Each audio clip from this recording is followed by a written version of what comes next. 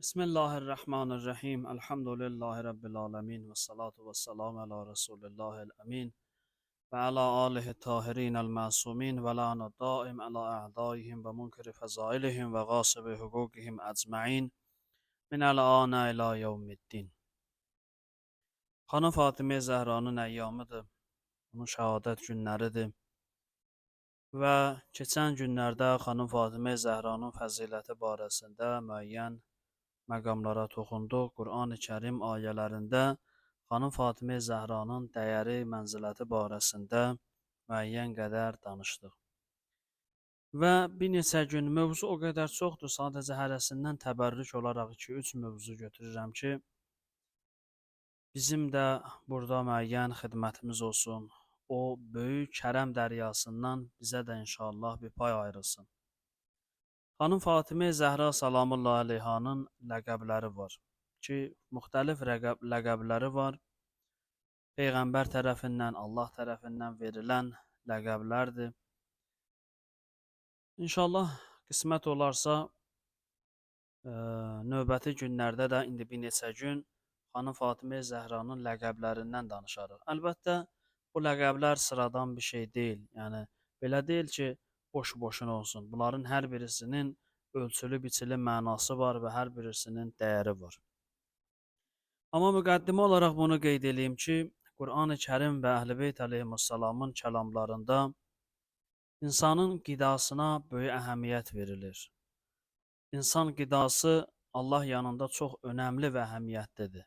O qədər önəmlidir ki, insan övladının ilk problemi qida ilə bağlı olur. Ki, Allah Həzrəti Adəm əleyhissalama buyurur, bu ağacın meyvəsindən yemə. Həzrəti Adəm də məhz gedir, bu imtihandan uzaq çıxmır.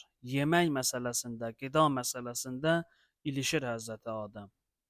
Və dünyada müəyyən çətinliklərə, problemlərə düşür.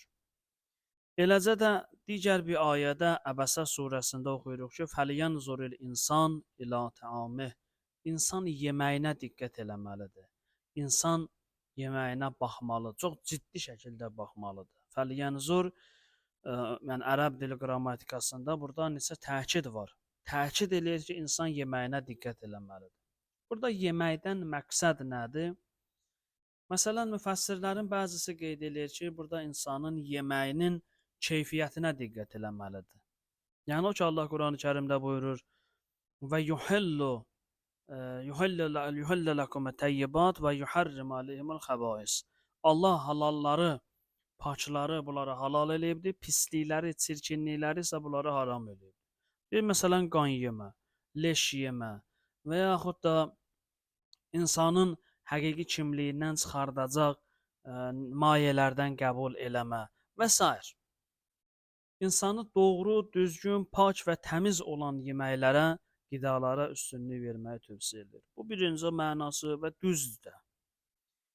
İkinci mənası budur ki, deyirlər, ayədən məqsəd insanın kimdən elm götürməsidir. Bəli, bu da önəmlidir. Necə qidanın insanın cismində mühüm rolu var, eləcə də insanın kimdən elm götürməsi, kimin sözünə qulaq asması da yemək qədər və bəlkə də yeməkdən də daha ciddi və önəmlidir. Əgər insan doğru düzgün mənbədən elm götürərsə, o zaman doğru düzgün formada inkişaf eləyəcək. Yox, əgər insan düzgün olmayan mənbədən, düzgün olmayan şəxsdən faydalanarsa, təbii ki, bu insan üçün ağır nəticələrə gətirib çıxardacaq. Üçüncü ayənin toxunduğu mühüm məqamlardan biri insanın halal-harama riayət eləməsidir. Yəni, halalları ye, haramları yemə. Bilirsiniz, məşhurdur Harun Ər-Rəşid oturur Bəhlulla, cürə-bəcürə bunun formaları var. Soruşur ki, Bəhlul soruşur, deyir, yeməyin şərti nədir? Deyir, Bismillah demək, deyir, yox. Əlləri yumaq yox, nə bilim, tikəni balaca götürmək, deyir ki, yox. Deyir, yeməyin bir dənə şərti var, o da onun halal olmasıdır. Əgər halal olarsa, ondan sonra Bismillah desən faydası var. Halal olandan sonra tikəni götürərsən, axırda deyərsən, əlhəmdülillah. Əgər bir qida, bir yemək haramdırsa, harama 100 dəfə Bismillah desən faydası yoxdur. Önəmli məsələnin halal-haramlığıdır, olar-olmazlığıdır. Və dediyimiz kimi, qida insanın ruhiyyəsində təsir qoyur. O boyda Kərbəla cərəyanında ki, həm nədən danışsaq Kərbəlaya mütləq baş vurmalıyıq. O boyda Kərbəla cərəyanında İmam Hüseyn əleyhissalam düşmən qoşununa xitabən dedi ki, bilirsiniz siz niyə haqq söz eşitmirsiniz? Niyə mənim nəsihətlərim sizə fayda vermir? Ona görə ki, sizin qarınlarınız haramla dolubdur, haram yeyibsiniz. Oğurluq mal yeyibsiniz, başqasının malını yeyibsiniz. Bir-birinizin razı olmadığınız halda ticarətdə, şəriklikdə bir-birinizi aldadaraq halal malınızı harama çeviribsiniz. Bu və bunun kimi yüzlərlə amillər gətirib sizi çıxardıb Kərbəlaya və bu günləri Allahın haqq xəlifəsinin sözünü siz eşitmirsiniz. Bəli, yemək həqiqətən də insanın ruhiyyəsində mütləq təsir qoyur. İnsan ruhiyyəsində mütləq öz maddi və mənəvi təsirlərin, əsərin qoyur. Xanım Fatimə Zəhra salamullahi əleyhanın ləqəblərindən biri Tuffahatul Firdevs'dur. Firdevs alması. Alma bizim bildiyimiz o Tuffahatun almadır da. Firdevs da cənnətin bir dərəcəsidir, bir məqamıdır, ali yerlərdən biridir. Cənnət alması. Niyə görə buna cənnət alması deyilir xanım Fatimə Zəhraya? Səbəblərindən ki, bir neçə burada məqam var. Onlardan biri budur ki, Peyğəmbər əleyhissalatu vəssalama Həzrəti Cəbrail əleyhissalam nazil oldu. Ona bir alma verdi. Buyurdu ki, Allahın Rəsulü, bu almanı ye.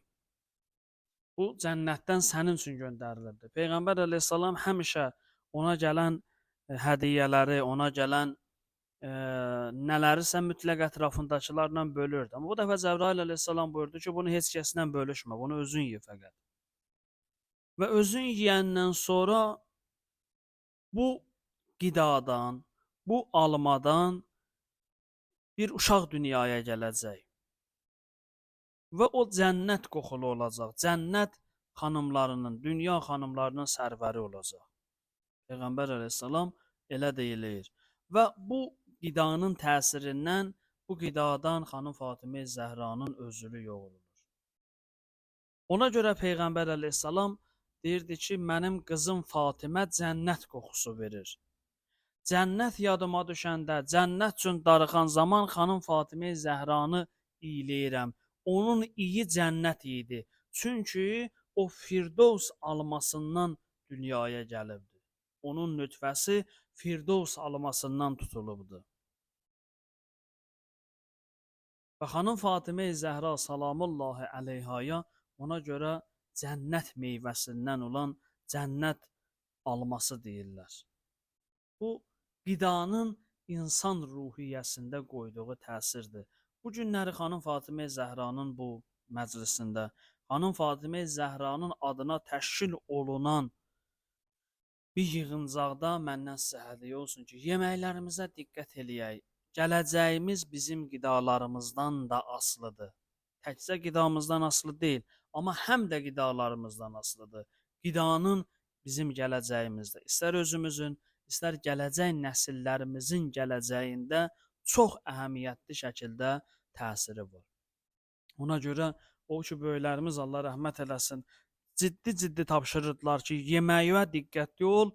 Bu Qur'an-ı Kərimin o Əbəsə surəsində olan ayənin el dilində, folklorunda süzülmüş sözü idi ki, Fəliyənzurul insan ilə təamih. İnsan yeməyinə diqqətli olmalıdır.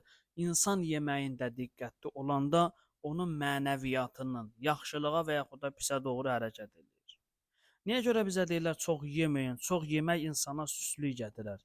Çox yeyəndən sonra insan rahat namaz qıla bilməz. Çox yeyən insanın aramlığı ola bilməz. Ancaq məst halda gəzəcək. Bu hələ bizim bildiyimiz və görünən tərəfləridir. Bəs xanım Fatimə Zəhra salamullahi əleyhanın ləqəblərindən biri Tuffahatul Firdevs'dir. Firdevs alması deyirlər. Allah Muhammed Ali Muhammed ehtiramlı hər birimizə qidalarımıza önəm verənlərdən qərar versin inşallah. Bismillahirrahmanirrahim. İnna a'teynakal kevser fesalli li rabbika venhar inne şani'eke huvel abtar.